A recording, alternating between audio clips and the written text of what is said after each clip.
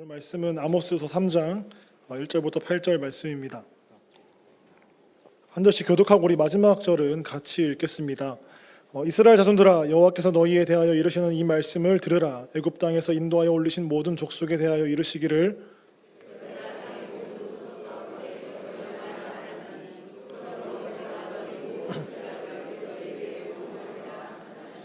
두 사람이 뜻이 같지 않은데 어찌 동행하겠으며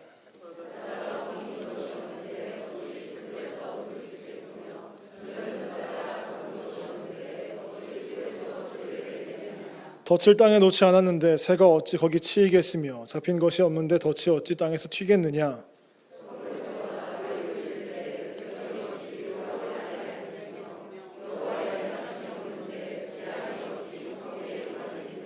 주 여호와께서는 자기의 비밀을 그종 선지자들에게 보이지 아니하시고는 결코 행하심이 없으시리라.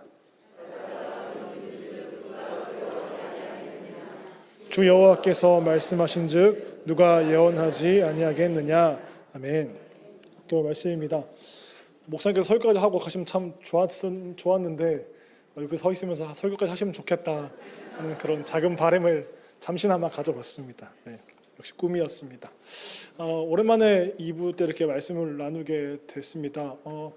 어떤 말씀을 나눌까 이렇게 고민을 하면서 청년들과 제가 올 한 해를 시작하면서 이제 없던 사역을 하나 만든 게 있는데 그게 뭐냐면 토요일마다 달에 한 번씩 모여서 찬양 예배를 가지는 겁니다. 찬양 예배를 가지면서 또 청년들이 조금 더 예배자의 삶을 살아가고 조금 더 하나님께 나아가는 삶을 그들이 살아가면 좋겠다는 생각을 가지고 이제 달에 한 번씩 찬양 예배로 지금 모이고 있습니다. 그때 이제 모여서 이제 무슨 말씀을 나눌까 이제 여러 가지 고민을 하다가 이제 결정을 지은 게 이 선지서입니다. 선지서를 쭉 지금 하나씩 이제 약간 개론처럼 해 나가고 있는데 사실 선지서를 하는 가장 큰 이유는 청년들이 선지서까지 잘 안 가기 때문입니다. 성경을 읽다 보면 선지서까지 잘 안 가고 이제 좀 건너뛰고 다시 신약으로 넘어가거나 다시 신약을 멈추고 다시 창세기로 넘어가거나 하는 일들이 많기 때문에 사실은 선지자들을 잘 모르는 게 많습니다. 그래서 선지서를 하게 됐어요. 근데 사실 선지서를 함께 나누면서 좀 곤욕스럽긴 합니다. 왜냐하면 매 순간 치열하게 살고 열심히 사는 청년들한테 뭔가 말씀을 가지고 위로해주고 그들의 어떤 그 불안한 미래가 하나님께 있다는 것을 격려하면서 이렇게 굳건하게 해줘야 될 것 같은데 선지서 말씀 우리가 다 아는 것처럼 우리가 예레미야 말씀 묵상하고 있습니다만 예레미야서에서 자꾸 우리가 보고 있는 게 뭐죠, 여러분? 예레미야 묵상하고 계시죠? 아하, 오케이, 알겠습니다. 자, 예레미야 묵상을 하고 계시면 심판을 우리가 지금 계속 보고 있습니다. 그렇죠? 선지서는 결국 그 심판에 대한 메시지가 자꾸 나오기 때문에 이걸 청년들하고 나누는 게 과연 득이 될까라는 고민을 하면서 나눕니다만 나눌수록 저는 근데 더욱더 필요한 것 같다는 생각을 많이 합니다. 우리가 바쁘게 살고 치열하게 살고 아픔과 어떤 고통을 감내하면서 사는데 여러분 왜 열심히 사십니까? 하는 질문을 던지게 되죠. 우리가 열심히 사는데 우리들의 삶의 방향성은 바른가? 우리의 목적지가 바르게 설정되어 있고 우리의 삶이 지금 그렇게 잘 흘러가고 있는가를 우리가 보게 되는데 선지서는 그것을 명확하게 보여줍니다. 우리들의 삶을 살아갈 때 우리가 하나님을 주인으로 모시고 하나님과 동행하는 그 삶을 사는 것이 가장 중요하다는 것을 명확하게 그리고 아주 선명하게 보여주는 게 선지서라서 청년들과 그 말씀을 나누고 있는데 그게 청년들에게만 국한되지는 않는 것 같습니다. 우리 모든 성도님들도 그리고 저도 마찬가지로 우리가 삶의 방향성을 놓고 걸어가고 있는데 우리는 지금 잘 걸어가고 있는가? 우리는 왜 열심히 하고 있는가? 무엇을 열심히 하고 있는가를 우리가 좀 점검하면서 가면 좋겠습니다. 그래서 오늘 아모스서는 좀 크게 전체적인 어떤 개론 느낌으로 함께 좀 가볼까 합니다. 이 아모스 선지자는 주전 한 8세기 정도의 이 북이스라엘에서 활동했던 선지자입니다. 여러분 1장 1절 한번 보시겠어요? 화면은 나오지 않습니다. 그래서 성경 제가 찾아가면서 한번 읽어볼게요. 자, 1장 1절을 보시면 유다 왕 우시아의 시대 곧 이스라엘 왕 요아스의 아들 여로보암의 시대 지진 전 2년에 드고와 목자 중 아모스가 이스라엘에 대하여 이상으로 받은 말씀이라 라면서 이 아모스서가 시작됩니다. 1절에 잘 보시면 아모스 선지자의 출신지가 나와 있습니다. 어딘지 아시겠습니까, 여러분? 드고아라는 지역이죠. 이 드고아는 베들레헴에서 남쪽으로 한 10km 정도가 떨어져 있는 곳이고 그리고 예루살렘을 기점으로 쓴 남쪽으로 한 16km 정도가 떨어져 있는 도시입니다. 제가 지금 왜 이 드고아를 말하면서 왜 지역을 얘기할까요, 여러분? 좀 이상하지 않으십니까? 1장 1절에서 아모스는 어디서 사역한 선지자라고 했습니까? 북이스라엘. 그러면 드구아는 북이스라엘 땅입니까? 남유다 땅입니까? 남유다 땅이죠. 그러니까 이상하지 않습니까? 남유다의 출신인 사람이 지금 북이스라엘에 넘어가서 선지자 사역을 하고 있다는 겁니다. 그러니까 하나님께서 왜 이 아모스를 그러면은 보내셨을까? 왜 남유다에서 굳이 북이스라엘 의사를 보냈을까 하는 의문증을 우리에게 갖게 만듭니다. 그래서 그 이유는 차차 좀 보겠습니다. 자, 아무튼 선지자 이 아모스는 남유다 출신이었기 때문에 이 북이스라엘 안에서 사역하는 것이 절대로 순탄하지 않았던 사람입니다. 아모스 7장 10절 말씀을 보시면 이런 말씀이 있어요. 때에 베델의 제사장 아마샤가 이스라엘 왕 여로보암에게 보내어 이르되 이스라엘 족속 중에 아모스가 왕을 모반하나니 그 모든 말을 이 땅에 견딜 수 없나이다 라고 되어 있습니다. 그러니까 이 아마샤는 누구냐면 북이스라엘에서 제사장을 수행하던 사람입니다. 그러니까 남유다와 북이스라엘로 갈라지면서 남유다는 예루살렘에서 하나님을 예배했습니다만 북이스라엘은 예루살렘으로 가지 않고 여로보암 1세가 어디에 예배당을 만드냐면 베델에 예배당을 짓습니다. 그러니까 이 베델에서 제사장직을 수행하던 사람이 아마샤인데 이 아마샤가 볼 때 이 아모스 선지자의 어떤 그 선포하는 말씀의 내용이 불쾌한 겁니다. 지금 불쾌하다고 이야기하다고 하고 있는 겁니다. 그러면 왜 아마샤는 그의 말씀 선포가 불쾌했고 그리고 왜 아모스 선지자의 사역은 순탄하지 않았는가에 대한 질문이 생기는데 그에 대해서 세 가지로 요약해 볼 수가 있습니다. 선지서 중에서 가장 먼저 문서화가 된 선지서가 이 아모스서입니다. 아모스서에서는 크게 두 가지 기둥이 있다고 할 수 있는데 하나가 뭐냐면 여호와의 날에 대한 겁니다. 이 이스라엘 사람들에게 있어서 여호와의 날이라는 것은 굉장히 중요합니다. 그들에게는 전통적으로 관습적으로 여호와의 날은 매우 중요한데 왜 중요하냐면 이 여호와의 날은 자기들이 하나님에게 택함받은 민족, 하나님에게 선택받은 민족으로서 그 누릴 특혜와 특권 때문입니다. 그러니까 이 날에 하나님께서 우리의 어떤 그 연약한 인생 속에 깊이 들어오셔가지고 우리 자기들을 구원하실 거라고 그들은 굳게 믿었습니다. 그러니까 이 날은 하나님께서 우리들의 눈물을 닦아주시고 우리들의 원수들을 우리들의 발 앞에서 심판하시고 우리는 영광스럽게 그 왕관을 씌워주실 그런 날로 기대했던 날이 여호와의 날입니다. 그런데 아모스를 잘 읽어보시면 이 선지자 아모스가 질문을 던지는 겁니다. 과연 니네가 생각하는 것처럼 여호와의 날이 과연 그런 날일 것 같으냐? 미안한데 여호와의 날이 그런 날이 아니다. 너희가 기대하는 그런 영광과 어떤 승리를 확신하고 확정짓는 날이 아니라 반대로 그날은 너희들에게 수치와 조롱거리가 되는 날이 될 것이고 너희가 멸망하는 날이 될 거라는 것을 외치는 게 아모스 선지자의 메시지였습니다. 그러니까 이게 불편해했던 첫 번째 이유입니다. 그러니까 북이스라엘 사람도 출신도 아닌 사람이 남유다 사람이 지금 북이스라엘 넘어와가지고 하는 소리가 뭡니까? 니네 이제 여호와의 날에 망할 거야. 그날에 너희들은 심판받을 거야 라는 메시지를 하는 게 달갑지 않은 겁니다.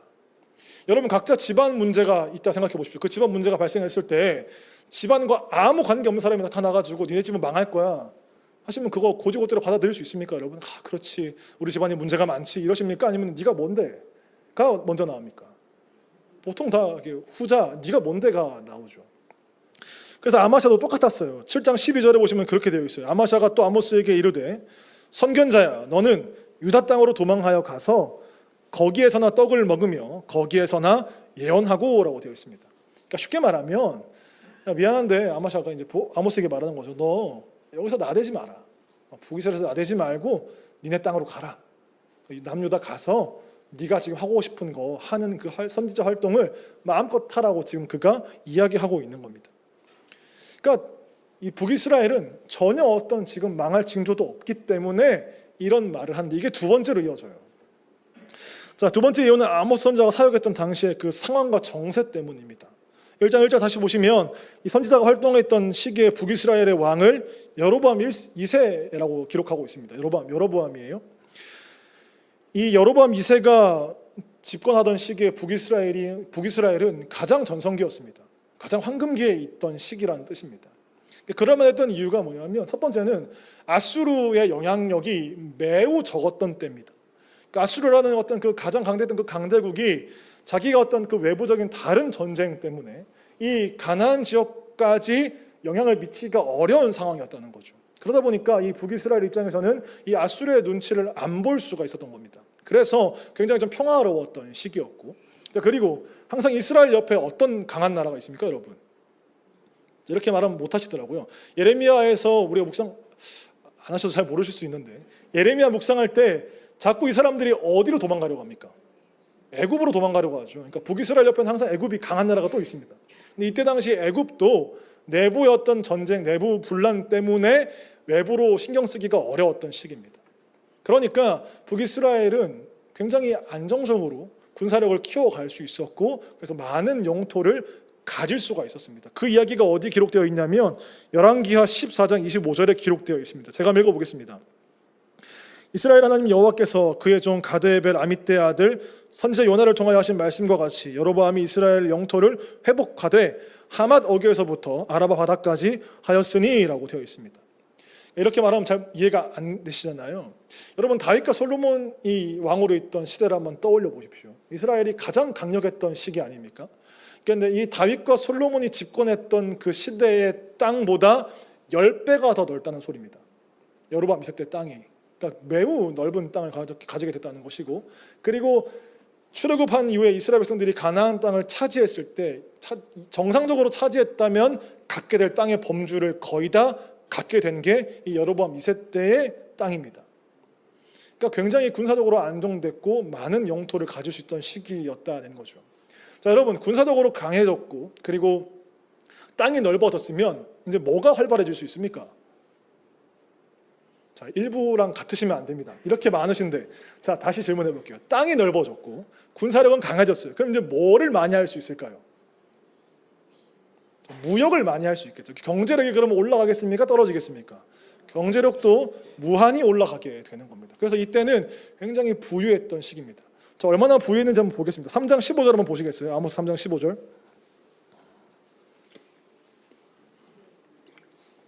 자, 같이 한번 읽어보겠습니다. 시작. 겨울궁과 여름궁을 치리니 상하 궁들이 파괴되며 큰 궁들이 무너지리라. 여호와의 말씀이니라. 아멘.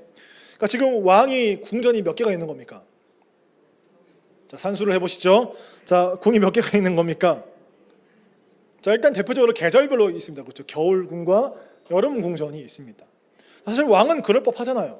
그렇죠? 나라가 부국 강하고 돈이 많으니 왕은 충분히 그럴 수 있는데, 이게 문제는 뭐냐면 이게 왕만 이런 게 아니라 이 시대의 백성들도 똑같았다는 겁니다. 여러분들 집 두 채씩 있으십니까? 여름에 보낼 집과 겨울에 보낼 집 따로 있으세요? 제가 다 부자로 알고 있습니다만 그 정도는 아니시잖아요. 저는 아예 없습니다. 아무튼, 자, 그런데 이 당시에는 왕을 비롯해서 모든 백성들도 집을 적어도 계절별로 가질 수 있을 만큼 부유했던 시기라는 겁니다. 그리고 이제 6장 4절부터 6절을 보시면 그 집안에 뭐가 들어가 있는지가 기록되어 있습니다. 제가 읽어볼게요. 상하상에 누우며 침상에서 기지개 켜며 양떼에서 어린 양과 우리에서 송아지를 잡아서 먹고 비파 소리에 맞추어 노래를 지절거리며 다윗처럼 자기를 위하여 악기를 제조하며 대접으로 포도주를 마시며 귀한 기름을 몸에 바르면서 요셉의 환난에 대하여는 근심하지 아니하는 자로다. 그러니까 일반 백성들도 왕과 똑같이 먹고 살고 있는 겁니다. 집안에 상아로 만든 침대가 만들어져 있고 거기서 그냥 편안하게 가진 게 많으니 짐승을 잡아 먹으면서 그냥 유흥하고 있는 겁니다. 정작 자신들 앞에 지금 심판의 기로가 와 있음에도 불구하고 나라가 번영하고 잘 먹고 잘 살고 있기 때문에 아무런 문제가 없다고 그들이 지금 느끼고 있다는 거죠. 그저 그냥 사치스럽게 살고 있습니다. 세 번째 이유는 뭐냐면 아모스 선지자의 선지자성입니다. 자, 1장 1절 다시 잘 보시면 아모스의 직업이 기록되어 있거든요. 여러분 한번 보시겠어요? 아모스의 직업이 뭐라고 되어 있습니까? 1장 1절에 목자라고 되어 있습니다. 그렇죠? 7장 14절에 가면 또 이렇게 되어 있어요. 아모스가 아마샤에게 대답하여 이르되 나는 선지자가 아니며 선지자의 아들도 아니라 나는 목자요 뽕나무를 재배하는 자로서 라고 되어 있습니다. 여기서 개역개정은 뽕나무로 되어 있습니다만 원문은 무화과 나무입니다. 그러니까 이 아모스 선지자는 북이스라엘에서 제법 좋은 수완가인 거죠. 그러니까 그의 직업은 두 개입니다. 목자, 양을 돌보면서 동시에 뭐도 갖고 있는 겁니까? 과수원도 가지고 있는 사람이라는 뜻입니다. 그러니까 뒤집어 보면 그에게는 말씀을 선포할 수 있는 어떤 권한과 자격이 없다는 소리입니다. 그러니까 주일인데 이제 전 신학교를 졸업하고 신도는 다 나왔으니까 여기 지금 서 있는 거지만 그런 거 없는 사람이 여기서 서가지고 목사라고 말씀을 전하고 있는 상황이라 생각을 해보십시오. 그러니까 이게 불편한 겁니다. 아마시아 입장에서 그리고 북이스라엘 사람들 입장에서 이게 말이 안 되는 겁니다. 지금 나라가 이렇게 부강하고 부유하고 잘 먹고 잘 살고 있는데 여호와의 날이 심판의 날이다. 그리고 아무런 자격 없는 인간이 지금 넘어와서 한다는 소리가 심판이다. 이게 얼토당토 않은 겁니다. 그러니까 그게 북이스라엘 사람들에게 불편했던 것이고 아모스에게는 어려운 사역의 길을 열었던 겁니다. 자, 그러면 처음에 질문으로 돌아가게 됩니다. 왜 하나님께서 이 아모스를 유다에서 북이스라엘로 보내셨을까? 결국 결론은 하나밖에 없습니다. 말씀이 없는 겁니다. 말씀이 전해지지 않고 있었고 말씀을 듣고 선포할 사람도 없었습니다. 그게 북이스라엘입니다, 여러분. 우리가 잘 아는 것처럼 솔로몬 이후로 이 이스라엘이 두 덩어리를 갈라지고 나서 북이스라엘은 선한 왕이 나옵니까? 안 나옵니까? 자, 잘 대답하셔야 돼요. 북이스라엘에는 선한 왕이 나옵니까? 안 나옵니까? 확실합니까? 맞습니다. 자, 북이스라엘에는 단 한 명의 선한 왕이 나오지 않습니다. 그러면 그 말씀이 없게 만든 풍토를 만드는 사람이 결국 누굽니까? 왕입니다. 왕들이 끊임없이 북이스라엘 안에 말씀을 고갈시켰고 더 이상 말씀이 들리지 않게 만들었다는 소리입니다. 그러니까 하나님께서 남유다에서 아모스를 파송하지 않았을까 하는 생각을 해보게 됩니다. 저는 본문으로 돌아가서 3장 1절부터 8절 말씀을 보시면 이 3장 1절부터 8절에 요약을 해보면 결국 말씀입니다. 말씀. 1절을 잘 보시면 이스라엘 자손들아 여호와께서 너희에 대하여 이르시는 말씀을 들으라. 말씀을 좀 들으라는 겁니다. 하나님 말씀을 좀 귀 기울여 들으라는 거죠. 무슨 얘기를 하시냐면 애굽 땅에서 인도하여 올리신 모든 족속에 대하여 이르시기를 내가 땅의 모든 족속 가운데 너희만을 알았나니 그러므로 내가 너희 모든 죄악을 너희에게 보응하리라 하셨나니 라고 되어 있습니다. 하나님께서 출애굽한 사건 그리고 너희만을 알고 있다는 이 이야기를 좀 귀 기울여 들으라는 겁니다. 여러분 이스라엘 백성들에게 출애굽 사건은 매우 중요한 사건입니다. 그들의 근간이고 그들의 뿌리입니다. 그날 그들은 새롭게 태어났고 새 나라가 되었습니다. 그러니까 출애굽 사건을 갑자기 이야기하는 이유가 있습니다. 여러분 아모스를 잘 읽어보시면 앞에 1장과 2장은 주변 나라들에 대한 심판에 대한 메시지가 선포가 됩니다. 재밌는 건 이 북이스라엘을 기점으로 멀리 있는 나라들부터 심판 메시지가 선포가 돼요. 그들의 죄와 심판, 죄와 심판, 죄와 심판이 선포가 되는데 점점 안으로 들어오면서 유다와 이스라엘로 들어옵니다. 근데 주변에 있는 나라들은 두 가지가 죄라면 유다와 이스라엘은 서너 가지의 죄를 하나님께서 벌하겠다고 말씀하십니다. 그러니까 이렇게 쭉 들어오게 돼요. 그러니까 결국 그들의 죄의 행태와 그리고 출애굽 얘기를 통해서 결국 어떻게 하고자 하는 거냐면 아모스는 부끄럽게 만드는 겁니다. 앞에서 죄에 대한 이야기를 먼저 했잖아요. 하나님에 대해서 반역했던 그 부끄러운 죄 얘기를 말함과 동시에 그 뒤이어서 출애굽 얘기를 함을 통해서 봐라. 너희는 하나님께 이렇게 반응했지만 하나님은 너희들에게 이렇게 하지 않았느냐라는 것을 알게 하는 겁니다. 부끄럽게 만드는 거죠. 하나님께서 너희만을 알았다라고 할 때 이 알다라고 할 때 히브리어를 야다라고 하는데 남녀가 동침할 때 쓰는 단어입니다. 그런데 거기에 그런 의미만 있는 게 아니라 선택하다, 인정하다, 그리고 사랑하다라는 뜻이 담겨 있습니다. 이걸 풀어보십시오. 하나님이 너희를 알았다. 하나님이 너희만을 인정했다. 하나님이 너희만을 사랑했다. 하나님이 너희만을 선택했다라는 거 아닙니까? 하나님은 정말로 그들에게 그렇게 하셨는데 너희들은 그러지 않았다는 거죠. 여러분 2장 9절부터 11절 말씀을 보시면 하나님이 하신 일에 대해서 이야기가 나타나 있습니다. 내가 아무리 사람을 그들 앞에서 멸하였나니 그 키는 백향목 높이와 같고 강하기는 상수리나무 같으나 내가 그 위에 열매와 그 아래의 뿌리를 진멸하였느니라. 내가 너희를 애굽 땅에서 이끌어내어 40년 동안 광야에서 인도하고 아모리 사람의 땅을 너희가 차지하게 하였고 또 너희 아들 중에서 선지자를 너희 청년 중에서 나시린을 일으켰나니 이스라엘 자손들아 과연 그렇지 아니하냐 이는 여호와의 말씀이니라. 하나님은 출애굽한 그 순간부터 40년 광야 생활 동안 하루도 변하지 않고 신실하게 그들에게 언약을 이행하셨는데 너희들은 뭐 했냐라는 거죠. 백향목 높이 같은 나무, 이 나무들의 이름이 언급되는 것은 그 아모리 족속들, 가나안 땅에 거주하고 있는 그들의 어떤 강함을 표현하는 건데 그 그 강했던 나라들도 내가 다 내쫓고 너희들의 그 땅을 주지 않았느냐. 그리고 그 땅에 들어가 사는 너희들이 말씀이 고갈될 때마다 내가 선지자를 보내고 나시린을 보내서 너희들에게 말씀을 주지 않았느냐. 내가 정말 그렇게 하지 않았느냐. 근데 너희들은 그러지 않았구나. 언약에 신실하지 못했구나라는 하나님께서 지적하시는 겁니다. 유일하게 말씀을 주시고 그들과 직접 교제하시고 책임져 주시겠다 말씀하시고 언약에 대한 의무와 책임을 하나님은 늘 성실하게 행하셨는데 이스라엘은 언약을 맺었다는 그 사실에만 집중하는 겁니다. 부르심을 받은 그 특권과 특혜에만 주목하고 언약을 맺고 난 이후에 이제 그들이 해야 될 책임과 책무에 대해서는 전혀 관심을 갖지 않았다는 뜻입니다. 지금 그걸 하나님께서 아모스를 통해서 지적하고 계시는 겁니다. 3절부터 8절의 이야기는 하나님께서 왜 이 북이스라엘에게 심판을 할 수밖에 없었는지에 대한 이유를 말하는 겁니다. 3절에 오늘 보면 3절을 보시면 한번 같이 한번 읽어보시죠, 여러분. 3절입니다. 시작. 휴가들 갔다 오셨죠? 네.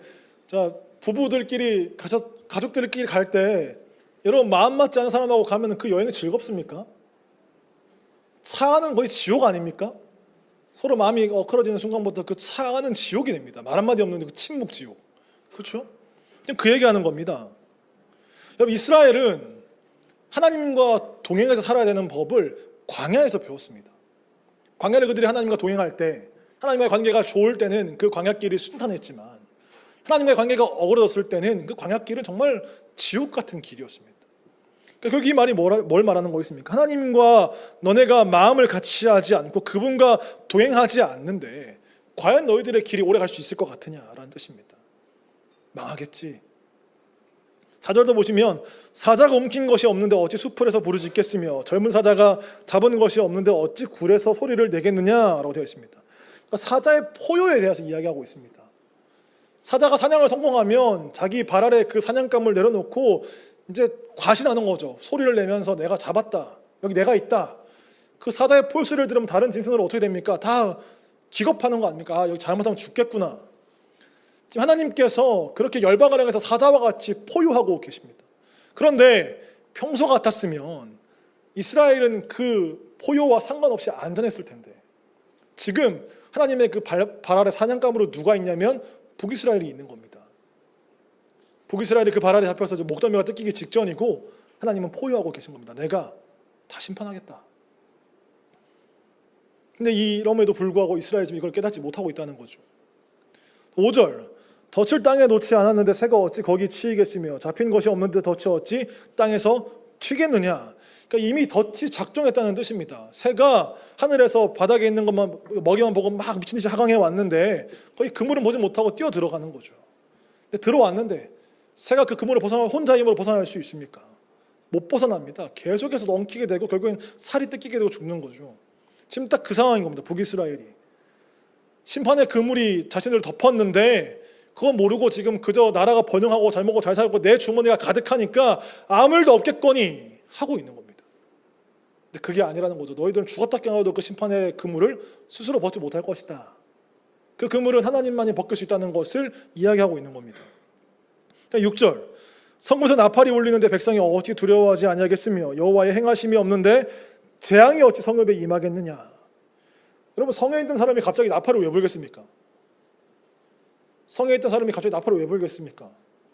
적이 왔다는 거죠. 쳐들어왔다는 겁니다. 이제 전쟁이 시작된다는 겁니다. 평소 같았으면 하나님이 그들의 성이 되어주셔서 안전하다는 건데 이제는 정반대가 됐습니다. 하나님이 성 밖에서 직접 군대를 이끌고 오고 있는 상황인 겁니다.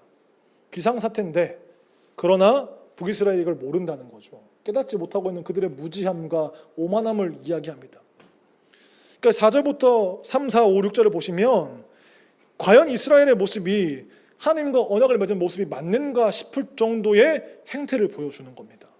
하나님과 마음을 같이 하지 않고 하나님과 동행하지 않고 하나님의 엄중한 어떤 그 경고의 소리를 듣지 않고 그들의 그냥 뜻대로 그저 지금 잘 되는 것만 바라보면서 잘하고 있겠거니 하는 그 모습을 고발하고 있는데 그게 심판의 이유라는 겁니다. 절망적이죠. 회개도 없고 반성도 없고 그냥 번영이 하나님의 축복이라고 생각하고 있는 겁니다. 여기까지 보면 절망스러운데 7절에 그렇다고 7절에 소망이 딱 튀어나오죠. 7절 한번 같이 한번 읽어보겠습니다. 시작. 주 여호와께서는 자기의 비밀을 그 종 선지자들에게 보이지 아니하시고는 결코 행하심이 없으리라. 네. 하나님이 아무리 배은망덕해도 갑자기 하루아침에 손바닥 뒤집듯이 심판하지 않으신다는 거죠. 선지자를 통해서 경고하시는 겁니다.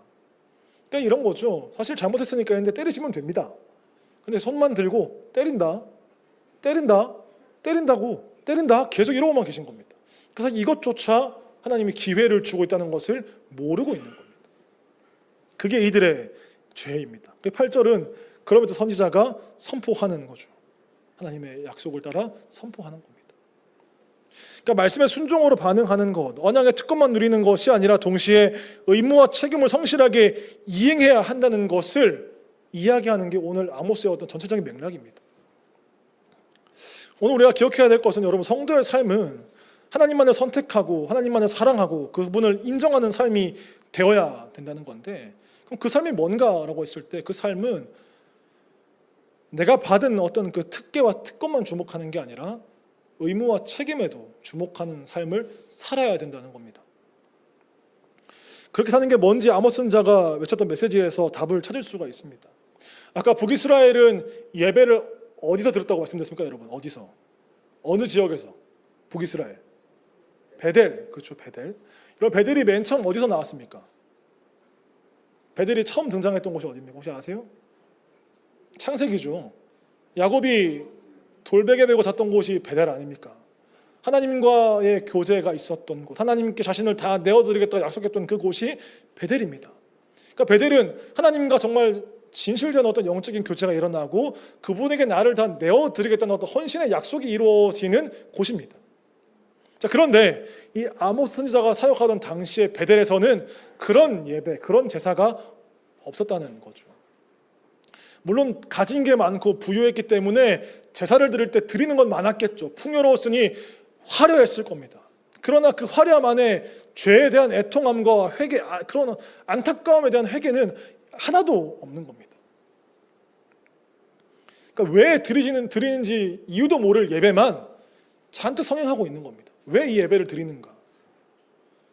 이 예배가 잘못됐다는 거죠. 어떻게 알 수 있냐면 예배를 드린 이 이스라엘 사람들의 삶에 아무런 변화가 없었기 때문입니다. 최악이었어요, 여러분. 자, 여러분 2장으로 가보시죠. 2장 6절과 7절과 8절 한번 보시겠어요? 그렇게 부유했던 상황 속에서 이스라엘이 어땠는지 한번 보겠습니다. 제가 6절, 여러분들 7절 한번 읽어주시죠. 여호와께서 이와 같이 말씀하시되 이스라엘의 서너 가지 죄로 말미암아 내가 그 벌을 돌이키지 아니하리니 이는 그들이 은을 받고 의인을 팔며 신한 켤레를 받고 가난한 자를 팔며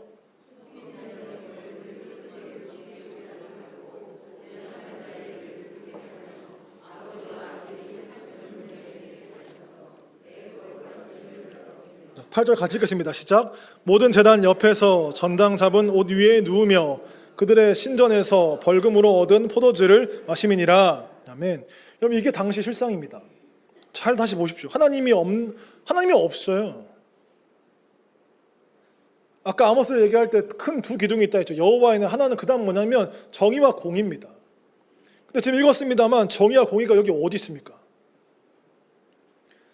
돈을 쫓아서 죄 없는 의인을 팔아버리고 가난한 이들을 돌보아야 될 자들이 헐값에 팔아넘기고 있고 사람 취급도 해주지 않습니다. 여러분, 이게 북이스라엘의 말씀에서 하나님이 주신 말씀입니까? 가난한 자들을 돌보라고 했던 하나님 말씀이잖아요. 그렇게 가진 게 많았지만 자기 집을 두 채나 갖고 그 안에 왕처럼 꾸미고 살았지만 가난한 이웃들을 돌보지 않았던 겁니다. 그 다음 뭐라 합니까? 그 다음에 아버지와 아들이 한 여인에게 들어갑니다. 이 여인이 어떤 여인인지 모르지만 가난한 여인이겠죠. 그러니까 아버지와 아들이 한 여자를 두고 같이 들어간다는 게 미친 거 아닙니까? 그 당시의 정서가 이랬다는 거죠. 얼마나 추악합니까? 또 종교 제사들을 보십시오. 제사를 드려야 할 제단 옆에서 백성들이 가져다 준 것 가지고 술 취해 있습니다. 이게 북이스라엘의 현실이었습니다, 여러분. 그 잘된 번영 뒤에 영적으로는 이렇게 어둡고 이렇게 추악할 수가 없는 거죠. 여러분, 더 놀라운 건 뭔지 아세요? 이 어떤 사회적인 분위기를 몰아가는 사람들이 있었다는 겁니다. 4장 1절 한번 보시겠습니까, 여러분? 4장 1절 같이 한번 읽어보겠습니다. 시작. 사마리아의 산에 있는 바산의 암소들아, 이 말을 들으라. 너희는 힘없는 자를 학대하며 가난한 자를 압제하며 가장에게 이르기를 술을 가져다가 우리로 마시게 하라 하는도다. 여기서 말하는 바산의 암소가 누구냐면 여인들입니다. 집에 있는 여자들이에요. 아내들입니다. 지금 아내들이 뭐라고 하는 잘 보세요. 아내들이 뭐라 합니까? 남편한테. 여보, 나가서 많이 두들겨 패고 왔어? 가난한 사람도 많이 뺏었어? 더 뺏어가지고 와. 그들의 것을 가지고 술을 사가지고 와. 지금 이스라엘이 이러고 있다는 거죠, 여러분. 뭔가 시스템이 무너졌으면 여보 그건 아니지 않아? 말려야 되는데 집에서는 그걸 지금 더 응원하고 있는 상황인 겁니다. 이게 북이스라엘의 모습입니다. 하나님이 없는 겁니다. 그렇게 화려하게 예배를 드리고 번제를 갖다 바치지만 삶이 아무것도 달라지지 않습니다. 너무 추악하지 않습니까? 마크 존스의 죄란 무엇인가에 이런 부분이 있어서 제가 한번 읽어드릴게요. 죄 문제를 다룰 때 우리는 하나님이 금하신 일들만을 생각하며 그분이 하라고 명하신 일은 소홀히 여기는 성향이 있다. 우상 숭배에 빠지면 하나님을 멀리하고 그들 자신에게만 몰두한다. 그런데 이와 더불어 다른 이들에게 선을 행하는 일 역시 멀리하게 된다. 성경에서는 그리스도인들이 죄를 피하는 동시에 의를 실천해야 한다는 점을 분명히 밝힌다. 이는 우리의 선한 행실로서 사람들 앞에 진리의 빛을 널리 드러내야 하기 때문이다. 우리는 오직 선으로 악을 이기도록 부르심 받았다. 우리는 흔히 하나님이 금하신 일들을 행하는 것을 최악의 죄로 여긴다. 그러니까 성도들이 하나님이 하지 말라고 한 건 죄라는 걸 알아요. 그러나 하나님이 하라고 하는 것을 제대로 하지 못하면서 그건 죄라고 인식하지 않는다는 겁니다. 하나님이 하지 말라고 하는 건 안 해요. 근데 하라고 하는 걸 못하면서 적당히 타협하고 있는 게 북이스라엘의 모습인 겁니다. 이 설교를 준비하면서 이제 아모스 여러 주석을 좀 보고 설교집을 보다가 그 김관성 목사님이라는 책에 그분이 어떤 다른 책을 소개하면서 이런 얘기를 하는 제가 쭉 읽어볼게요. 미르바던이라는 여성 신학자가 쓴 책 중에 고귀한 시간 낭비라는 책이 있습니다. 그 부분을 발췌해서 쓰셨더라고요. 예배가 고귀한 시간 낭비임을 이해하는 것이 우리에게 유익한 것은 우리를 자유하게 하여 그리스도의 가난에 참여하도록 하기 때문이다. 하나님의 아들이 이 땅에 오신 것은 세상의 문제를 세상이 이해할 수 있는 방법으로 풀기 위해서가 아니었다. 이러한 하나님을 예배할 때 우리는 힘이나 통제나 성취나 성공이 아니라 이웃 사랑에 시간을 낭비하는 능력과 겸손으로 우리를 옷 입히시는 성령의 능력 안에서 살게 된다라는 책을 발췌해놨어요. 이걸 읽고 나서 그분이 덧붙인 게 뭐냐면 이렇게 써놨어요. 그분의 글이에요. 우리는 예배에서 은혜 받았다는 말을 자주 사용하고 그 표현에도 익숙합니다. 그런데 예배는 시간 낭비입니다. 다만 고귀한 시간 낭비입니다. 예배는 은혜 받기 위해서도 아니요, 팔자를 고치기 위해서도 아니요, 평안과 안식을 얻기 위해서도 아닙니다. 무엇보다도 우리 마음의 소원을 이루어주는 어떤 결과를 만들어주는 수단도 아닙니다. 예배는 우리의 삶과 우리가 가진 모든 것을 하나님 앞에 내맡기겠다고 하는 결단이며 나 중심으로 살던 내가 이웃을 향해 내 시간과 물질을 낭비하는 능력과 겸손을 우리 영혼 안에 새기는 결정적인 시간입니다 라고 써놨습니다. 다시 잘 들어보세요. 예배는 우리의 삶과 우리가 가진 모든 것을 하나님 앞에 내맡기겠다고 하는 결단이고 나 중심으로 살던 내가 이웃을 향해 내 시간과 물질을 낭비하는 능력과 겸손을 우리 영혼 안에 새기는 결정적인 시간이다. 이게 예배랍니다. 북이스라엘은 이런 예배를 못 드리고 있던 거죠. 그러면 저와 여러분의 예배는 어떻습니까? 우리의 예배는 지금 제대로 된 방향성을 갖고 잘 드리고 계십니까? 하나님을 닮아가고 싶어하는 예배, 하나님께서 나를 정말 하나님께 나를 진짜 아낌없이 내어드리기 위한 그런 예배를 드리고 계십니까? 아니면 그냥 의인으로서의 삶을 위해서 정당하게 어떤 대우를 받기 위해서 형식적으로 이 자리에 나와 앉아 계신 건 아닙니까? 우리는 여러분 스스로를 잘 봐야 합니다. 우리가 예레미야서를 묵상하면서 제가 느꼈던 것은 우리는 얼마든지 자기 자신조차 속일 수 있는 사람들입니다. 자기 마음도 속일 수 있는 사람들이 우리 자신들이라고요. 그래서 우리는 말씀의 거울이 필요하고 이 거울 앞에 정직하게 자신을 들여다봐야 합니다. 우리가 예배를 잘 드리는 것은 나의 번영과 나의 안녕을 위해서가 아닙니다, 여러분. 세상으로 나아가기 위함입니다. 빛과 소금의 역할을 감당하기 위해서 소망 없이 살아가는 저들에게 왜 복음이 필요하고 왜 하나님이 필요하고 왜 예배가 필요한지를 알게 해주고 그들에게 새로운 시대가 있고 새로운 소망이 있다는 것을 알게 해주기 위해서 우리가 예배를 드리는 겁니다. 우리가 예배는 자꾸 여기 갇혀 있습니다. 그러나 아모스 선지자가 말하는 것은 예배는 나가는 겁니다. 밖으로 나가서 그들에게 왜 복음이 복음인지를 알게 하는 것, 왜 하나님이 필요한지를 알게 하는 것이 우리의 사명이라고 지금 얘기하고 있습니다. 근데 북이스라엘은 그게 없는 겁니다. 숱하게 예배를 드리지만 삶이 달라지지 않고 나라가 이 지경이 됐지만 그래도 문제를 모릅니다. 팀켈러 목사님이 이런 말을 합니다. 자기 부정은 단지 비우는 삶이 아니라 우리 안에 그리스도께서 성령으로 살아계시며 통치하는 삶이다. 나를 다 비워내고 그 안에 예수의 성령을 충만하게 해서 우리 나가는 겁니다. 오늘 예배드리러 어떤 마음으로 오셨습니까, 여러분?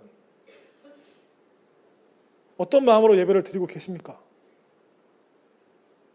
우리의 예배를 다시 한번 돌아봐야 할 때입니다. 말씀을 마무리하겠습니다. 성도의 삶은 하나님만을 선택하고 사랑하고 인정하는 삶입니다. 이 삶은 하나님께 받은 그 특혜와 특권에만 주목하는 게 아니라 책임과 의무에도 최선을 다해야 된다는 것을 말합니다. 우리 정말 그렇게 살아야 됩니다, 여러분. 내게 받은 그 은혜가 값없이 주어졌으니 흥청망청 쓸 게 아니라 우리는 귀하게 여기고 살아야 될 사람들입니다. 청년들하고 이런 얘기를 했습니다. 그리스도인들을 향한 세상 사람들의 기대는 앞으로도 사라지지 않을 것이다. 세상 사람들은 우리를 싫어하지만 그럼도 우리에게 기대하는 건 있다. 그리스도인들 잘 살기를 바란다. 청년들에게 우스갯소리로 제가 얘기했어요. 사소한 것부터 좀 우리가 지켜나가자. 불법 주차하지 말자. 주차장 가는 거 돈 아깝다고 돌지 말고 제대로 주차하자. 무단횡단 할 수 있지. 근데 하지 말자. 좀 뭐라도 다르게, 이거라도 다르게 해보자. 그러니까 너희를 보고 나도 예수 믿고 싶다는 마음이 들어야 되는데 나를 보고 쟤 때문에도 교회 못 가겠다는 말을 들으면 우리는 부끄러워야 되는 거 아닙니까? 고린도서 6장 10절 말씀처럼 우리는 많은 사람을 부요하게 해야 하는 책임이 있는 사람들입니다. 우리는 많은 사람을 부요하게 해야 됩니다. 복음으로, 하나님으로. 그게 우리들의 사명이고 우리의 삶이 되어야 되고 그게 우리가 행해야 될 의무이고 책무입니다. 다시금 오늘도 우리가 말씀의 거울 앞에 서면서 내가 그런 예배를 드리고 있고 예배를 드린 나의 삶은 과연 그러고 있는가를 한번 잘 점검해 보시고, 물론 이렇게 말하는 저도 그렇게 못하고 있습니다. 그렇게 안 보셔도 됩니다. 넌 잘하냐? 못합니다. 저에게 하는 말입니다. 모두에게 하는 말이죠. 우리가 그렇게 할 때 나라가 달라지지 않겠습니까? 저는 그렇게 믿습니다. 들려오는 그 부조리하고 불의한 세상의 메시지들이 우리가 잘 살 때 전 정말 달라질 줄 믿습니다. 우리가 잘해서가 아닙니다. 누가 하시기 때문입니까? 하나님이 하시기 때문입니다. 그 사실을 믿으시고 오늘도 말씀대로 살아내기 위해서 다시 한번 결단하시고 스스로의 예배와 삶을 점검해보는 성도님들 되시기를 간절히 축복합니다. 기도하겠습니다.